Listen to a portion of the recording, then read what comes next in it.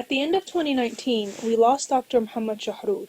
He was one of the greatest minds in religious and Islamic thoughts, spending 50 years researching the Quran. He came up with brilliant work and outstanding results. May God bless him, and may he rest in peace.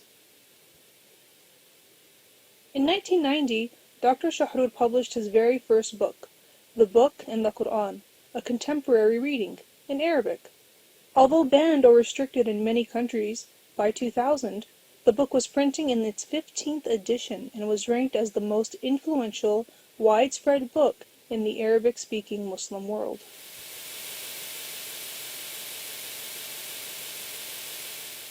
Dr. Shahrour since had published two other highly recommended English books, The Quran, Morality, and Critical Reason, in 2009, and Islam and Humanity in 2017.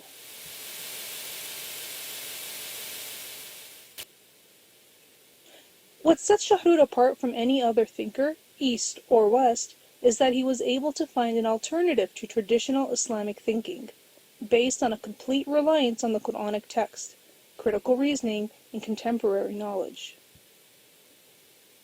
He was able to find satisfying answers to many of the tough, must-answer questions that nag the minds of reasonable people. He put many dilemmas to rest by thinking outside the parameters of the rigid jurisprudence rules set in 8th century AD Arabia, the Abbasid era. This really changed the way one looks at the Quran. It helped shift the center of the gravity back to the Book of God, which is the only holy or living textual source of any religious interpretation. The results are that everything makes sense and fits nicely into place. What kind of questions did he answer? They range from very subtle ones to the more profound philosophical ones, such as: can science lead to God? What is the theory of knowledge in Islam?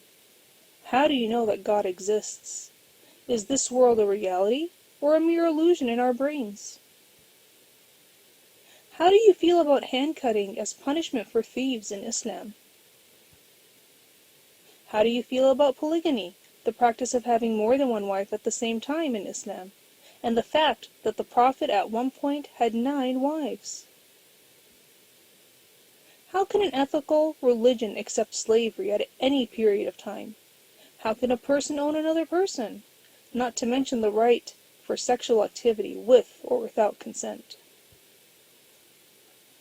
Why is God not answering the supplications or du'as of millions of sincere believers to lift the agony, humiliation, and injustice of so many people, especially Muslims around the world?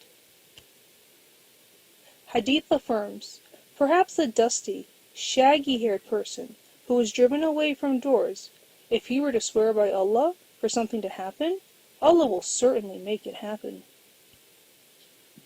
Is it hard to believe that no such person out of billions has his or her supplication answered by Allah? You will be superior if you are believers. Quran, chapter 3, verse 139. Why do Muslims not currently rank top in any field?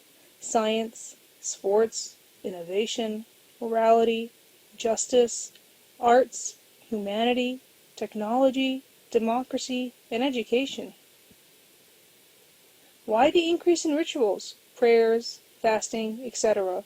does not translate to an increase in morality and ethics. We see fuller mosques, longer beards, and more covered women, but more deceptions, injustices, and inhumanity. What is causing the disconnect? Why is Islam so restrictive? Why do Islamic scholars, the fuqaha, make it so difficult to be closer to God and attain harmony with oneself without breaking the rules? Can the guilt factor pull you away from Allah? Is there too much emphasis on technicalities at the expense of spirituality? Why are Muslim societies lacking in terms of innovations and advancement? Why don't they seem to work collectively well together? Absence of teamwork. Is there a reason why tyranny is widespread in Muslim societies, starting from governments, to institutions, to corporations, and all the way down to households? Does this verse apply to our status quo? You think that they are united, but their cores are divided. Domestic abuse, and strike them. Quran chapter 4, verse 34. How can you live with that? Why is the Quran in Arabic? How did the last will and testament get cancelled and almost eliminated in Islam? Inheritance laws keep so many properties idle and tangled. Between too many inheritors, nobody benefits. People find loopholes to go around the laws, such as distributing properties before death. This issue is especially unique to the Muslim world. If interest is prohibited in all forms, how can a business get capital for economic growth for large or small projects? What is the true meaning of prayer? And how could it be a source of a constant spiritual growth even when one can't perform it as a ritual? Example, a woman during her menstrual period. It is a known fact that the Grand Mosque, or the sanctioned house of God in Mecca, has been attacked in the past, and many people were killed in the vicinity of the Kaaba, for example, in 1979, 1986, and numerous times before that. How can we explain the following verse that describes it, and whoever enters it shall be safe? Loyalty. Is there a conflict between loyalties? Ethnicity? Nationality? Religion? Where do the Sunnah and Hadith, actions and narrated sayings of the Prophet Muhammad, peace be upon him, stand in relation to the Quran? Is marriage to underage girls allowed in Islam? Did the Prophet marry Aisha when she was only 9 years old? What was her true age? Other questions. There are numerous other questions that Dr. Shahrour posed and was able to provide answers that were compatible with other scholars' conclusions. For example, is there freedom of religion or belief in Islam? How about the ruling of killing the apostate? What is the punishment of a married adulterer? Is it stoning to death or flogging? Can the Quran contradict itself, or having any overriding or overridden verses in it? Is Islam compatible with democracy? How about the separation of religion from politics? Can man control his destiny, his or her wealth, health, etc.? How does destiny relate to the divine decree? Were there humans before Adam? What is the Islamic position on arts? Are most people destined to hellfire? Will there be the Antichrist, Mahdi, or a return of Christ? Is there torment of the grave? What is the spirit, according to the Quran? How different is it from the soul? For answers to any of these other questions that were not exclusive to Dr. Shahrour, you can click on the link above. In order to answer some important questions about Islam, Dr. Shahrour used a specific methodology outlined in this video. 1. He identified 3 attributes of the Quranic text. 2. He employed al-tartil to arrange in good order. 3. He defined 3 parameters of any interpretation of the Quran in order to be valid. The 3 attributes of the Quranic text. The Quranic text is self-sufficient in terms of religious knowledge, leading to the ability for complete reliance on it alone, sola scriptura, and shifting the center back to the Quran. 2. No synonymy in the Quran. Just like every one of God's creation in and around us, the Book of God displays an astonishing precision, reflecting the majesty of its divine maker. In the Quran, every expression, word, or even letter refers to a very particular field of meaning. 3. No verses are rendered obsolete, because they were replaced with other verses, as commonly believed in traditional Islamic thinking. The Quran does not cancel itself out. It even warns that such a practice leads to a disappointment in this life. Quote, "Those who behave in this way shall reap disgrace in this world." End quote. Quran chapter 2, verse 85. Al-tartil, to arrange in good order. Al-tartil, from the verbal root R-T-L in Arabic. The thematic arrangement of the verses that contain the terms in question. Since subjects are very much mingled in the Quran, cross-referencing themes, words and verses are the key to unlock the Quranic concepts. The three parameters of understanding the Quran. Understanding the Quran must be compatible with the common moral ground of all human communities, or the universal ethical values that are intrinsic to human nature. Example, sincerity, honesty, no harm to self and others, etc. And it should enjoy universal validity and applicability to all societies from the Far East to the West. Truth. God says the truth. Comprehending the Quran should be consistent with cognitive understanding of reality that is deeply rooted in the most advanced discourse on nature, the cosmos, and human society. Mercy. Quote, "We have not sent you but a mercy to all the worlds." End quote. Quran chapter 21, verse 107. Humanity is the essence of mercy. Mercy is derived from the word womb in Arabic.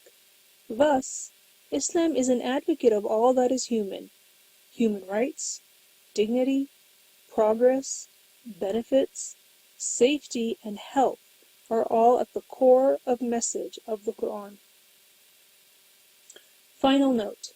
Since this methodology is rooted in the Quran, applying it would not change the fundamentals of religion, as it is often feared.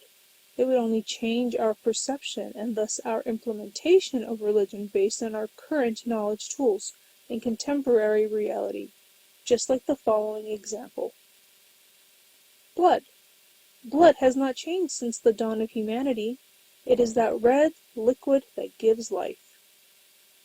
In the last 200 years or so, now we look at blood as a carrier of hundreds of factors and millions of cells of different types, and it is an indicator of health or sickness. Rituals. Rituals, the connection between human beings and God, are firmly fixed and unchangeable. They have been learned by being passed down from generation to generation, and not through books. New realities. So while the fundamentals of Islam don't change, the nuances of religion do, and should change, to adapt to realities on the ground. Humanity has progressed and moved away from what was the norm in the past, such as absolute monarchies, stronger kingdoms invading weaker ones, slavery, polygamy, monopoly of science and religion, and dogmatism, etc. The Quran endorses that progress. Why now? Why a change now after 1400 years?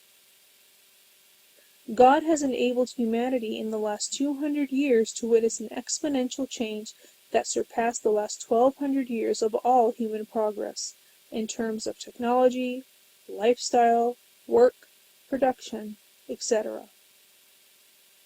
This change is because people were willing to break away from the norm and ask, why not? Not being content, staying in the past. Dr. Shahrour used a very specific methodology to answer some important questions about Islam. This video outlines his most remarkable outcomes.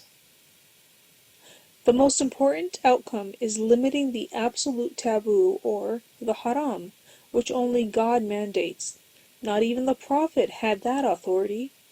The haram, or absolute taboos, are universally and eternally forbidden only by Allah, closing the doors of fatwas, or religious rulings that run in the thousands.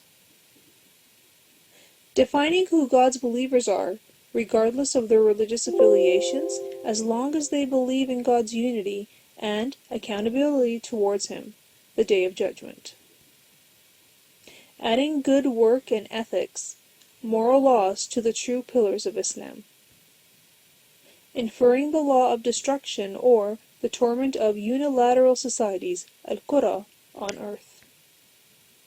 The theory of God's limits and man's maneuverability al-Hanafiya within. Resolving loyalty issues. Accepting others and acknowledging differences. Dismantling the guilt factor. Accepting one's own responsibility for decisions, example, health, sustenance, etc. Freedom of religion and belief system. Democracy and separation of religion from politics. The deep meaning of tasbih or glorification of Allah. Only God is beyond change, al-Samad, equals the unchanged. Everything else praises God or demonstrates its frailty through their constant state of change or the internal battle between its antagonistic elements. That applies to societies. A society cannot stay stalemate in the past. Shifting the center to the Quran and giving the Sunnah its right place. Compatibility within the parameters of universality, truth, and mercy. Drive to a better humanity and this world through cooperation and excellence for the sake of God. The Quran promotes an ethical religion that is rational and concerned with mankind's future. It places morality and ethics above ritualism. It restores trust in human rational faculty and the fostering of free thinking. It endorses moral and social values that promote a civil society, both on the personal and collective levels. It advocates the common good and what Islam shares with other religions in favor of sectarian interests that advocate a sense of spiritual superiority. It does not idolize the early generations of Islam and the opinions of famous medieval scholars. A society that implements the Quran should have high opportunity for employment and work, and a good culture of work ethics, commitment to innovation, and strive for the better. A prime attention to health care and medical treatment in order to prolong life and sustain health. A fair and efficient judicial system. The fight for justice is essential for the proper functioning of human societies. An honest and independent press.